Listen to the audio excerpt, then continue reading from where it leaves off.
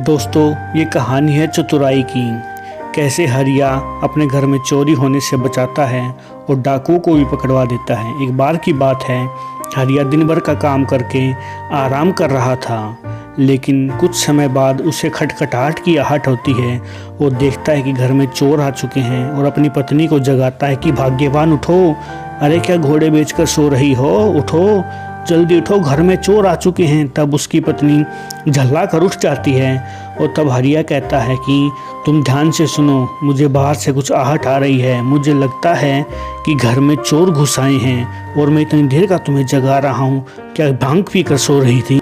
हरिया अपनी बीवी से बातचीत कर ही रहा था कि तब वो डाकू को खिड़की पर देख लेता है कि वो उसकी बात सुन रहा है और तब एक युक्ति लगाता है और अपनी पत्नी को कहता है कि कल मैं एक पोटली में सेबल के बीज लेके आया था, वो पोटली कहाँ रखी है। वो कहती है वो तो धान की बोरियों के पास रखी है।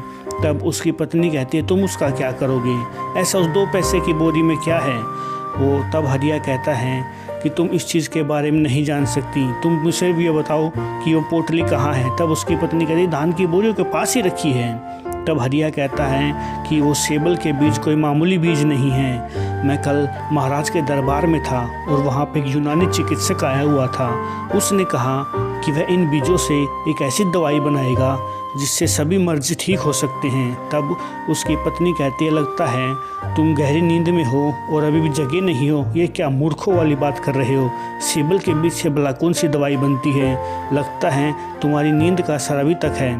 तब हरिया कहता है कि मैं जो कहता हूँ वो बताओ, वो पोटली कहाँ है, वो बहुत कीमती है। कुछ समय के बाद ही उस पोटली के गेहूँ में जितने भी दाने हैं उनकी लाखों में कीमत होगी और तोले के हिसाब से और सोने के हिसाब से उसके बीज बिकेंगे।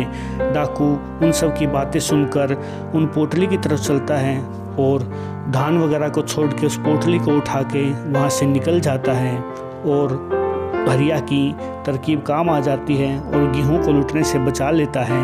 अगले दिन हरिया की पत्नी जब आकर देखती है कि पोटली नहीं है तो हाहाकार करने लग जाती है, अरे पोटली कहाँ गई, हम तो लुट गए, बर्बाद हो गए, अब मैं उनको क्या जवाब दूंगी कि मैं पोटली की रक्षा नहीं कर पाई। तब वह अपने पति को आकर कहती है कि पोटली तो वहाँ है ही नहीं।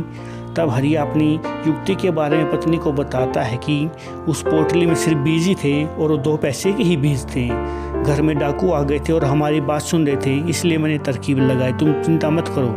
अगले दिन हरिया नहा धोकर बाजार की तरफ चलता है और सैनिक वहाँ पे गश्त लगा रहे होते हैं कि तभी हरिया सैनिक को कहता है कि सैनिक, यहाँ जो भी कोई बाजार में सेबल के बीज बेचता हुआ तुम्हें दिखाई दे वो डाकू है। लेकिन सैनिक हरिया की बातों को जल्दी विश्वास में नहीं लेता, कहता है कि मूर्ख ऐसे ही बेतुकी की बातें कर रहा है। लेकिन सिपाही का काम था कि अपने फर्ज को पूरी तरह निभाए और वह उसकी बात को मान लेता है। तब हरिया और सिपाही दोनों बाजार में घूमने लग जाते हैं उन डाकुओं की तलाश के लिए।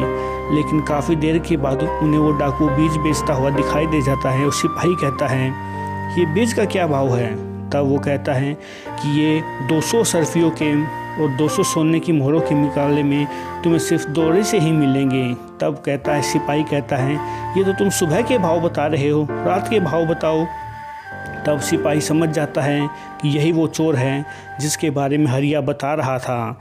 तब वह उसको पकड़ के महाराज के पास ले जाता है और उस गिरोह को भी पकड़वा देता है। हरिया की चालाकी काम आती है। दोस्तों, अपने चैनल को लाइक, शेयर और सब्सक्राइब भी करें और थोड़ा सा सपोर्ट करें। थैंक